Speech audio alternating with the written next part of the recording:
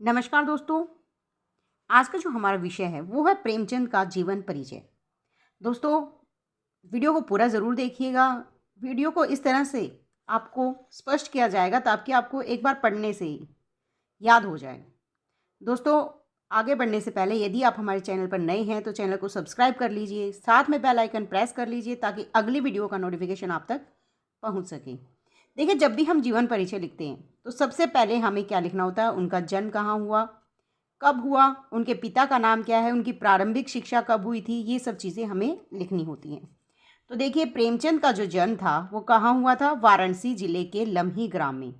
याद रखिए, इनका जन्म कहाँ हुआ था? वाराणसी जिले के लम्ही ग्राम में, और सन 1880 ईस्वी में हुआ था।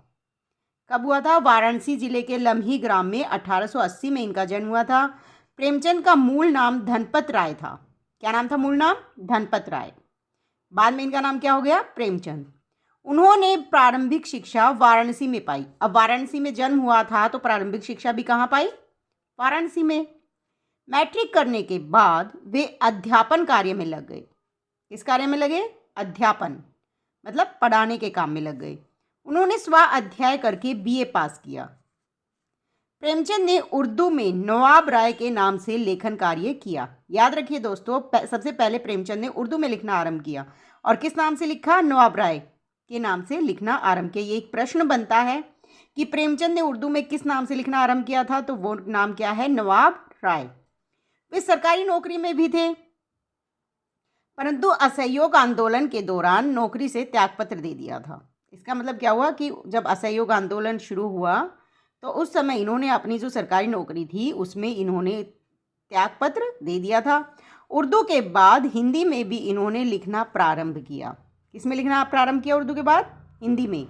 इनकी पहली कहानी सन 1915 में सरस्वती पत्रिका में प्रकाशित हुई। कहाँ प्रकाशित हुई इनकी पहली कहानी? 1915 में सरस्वती पत्रिका में प्रकाशित हुई। इनकी मृत्यु कब हुई थी ये भी याद रखना बहुत ज़रूरी है। तो इनकी मृत्यु हुई थी 1936 ईस्वी में। याद रखिए, इनका जन्म कब हुआ था? 1880 ईस्वी में। और कहाँ पर हुआ था? वाराणसी जिले के लम्ही ग्राम में इनका जन्म हुआ था। और इनका मूल नाम क्या था? धनपत राय। और इनकी वाराणसी में ही प्रारंभिक शिक्षा हुई थी। याद रखिएगा। इनकी जो रचनाएं थी, देखिए दोस्तों, पहले उपन्यास, सेवा सदन, रंगभूमि, गबन, निर्मला, कर्मभूमि, प्रेम आश्रम, ये इनके क्या है? उपन्यास। कर्मभूमि दोबारा से रिपीट हो गया, ठीक है। इनका कहानी संग्रह क्या क्या है? मानसरोवर, गुप्तधन। नाटक कौन कौन से हैं? संग्राम, प्रेम की वेदी, करबला। निबंध संग्रह है विविध प्रसंग, कुछ विचार। अब हमें लिखना होता है इनकी शिल्पगत विशेषताएं। प्रेमचंद हिंदी साहित्य को मतलब जो प्रेमचंद थे वो साहित्य को क्या समझते थे? सामाजिक परिवर्तन का एक सशक्त साधन मानते थे। उनकी दृष्टि में साहित्यकार समाज के भवन का निर्माता है। साहित्यकार जो होता है वो समाज का निर्माण करता है।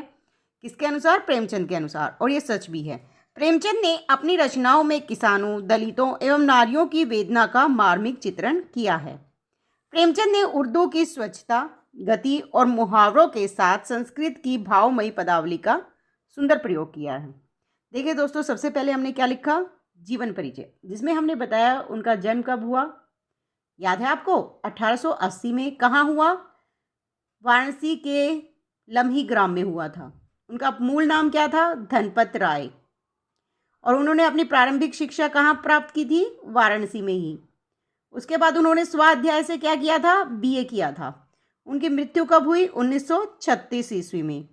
दोस्तों, उसके बाद हमें क्या लिखना होता है? उनकी रचनाएं। फिर क्या लिखनी है? शिल्पगत विशेषताएं। इस तरह से लिखने के बाद आपको जीवन परिचय में पूरा का पूरा नंबर मिल जाता है। दोस्तों, वीडियो अच्छी लगी है तो लाइक शेयर ज़रूर कीजिएगा, साथ में बेल आइकन प्रेस कर लीजिए ताकि अगली वीडियो का नोटिफिकेशन जो है वो आप तक आसानी से पहुंच सके। धन्यवाद।